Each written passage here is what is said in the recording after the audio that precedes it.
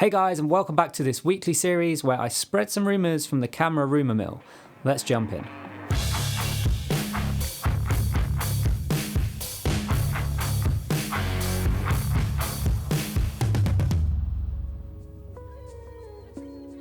Let's kick this off with some news around macro photography. Canon have submitted patents for optical formulas for a 60, a 90, 100 and 180mm f2.8 macro lenses for the RF mount. Now, with these specific lenses in the works, macro photographers are going to be spoiled for choice if they're using anything from the RF range of cameras. So the EOS R, the R5, the RP, the upcoming R6, all of these cameras are going to benefit from this new macro glass that is coming up.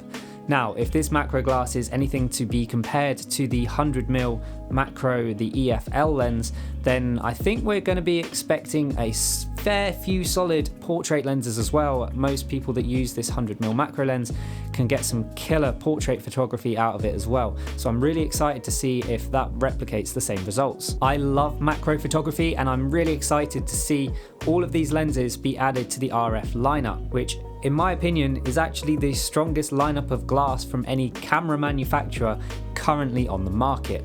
The next bit of news is extremely fragile, and I say that because it's got a CR1 rating on CameRumours website.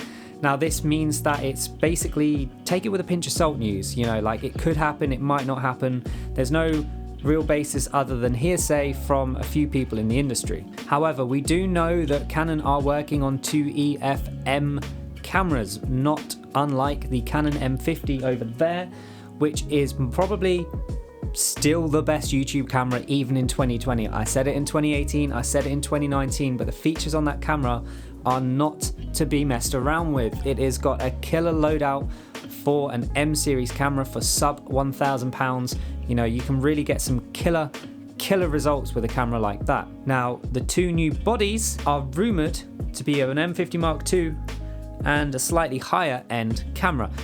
And the interesting thing about it is actually that they're going to be bringing IBIS to this higher end camera. This needs to be taken with a pinch of salt, but given that Canon are working on IBIS in the R5, in the R6, and who knows what other cameras that they're working on IBIS for, we could indeed see IBIS in an EOS M camera.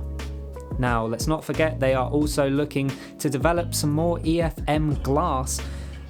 I don't really know why, just change it to an RF mount. You know, the Fro made a good point about this, and yeah, just swap it to an RF mount. I'd love to see that. I think probably a lot of other people would as well. And finally, yes, this is quite a short one this time because there's not really a lot going on given the fact that COVID-19 is around, and that is that there is a leak for a Samyang 75mm f1.8 lens for Sony FE mount cameras. Now this is rumoured to be announced on the 20th of April, which will coincide with the same day that Canon are supposedly announcing properly the EOS R5, even though we basically know everything there is to know about that anyway.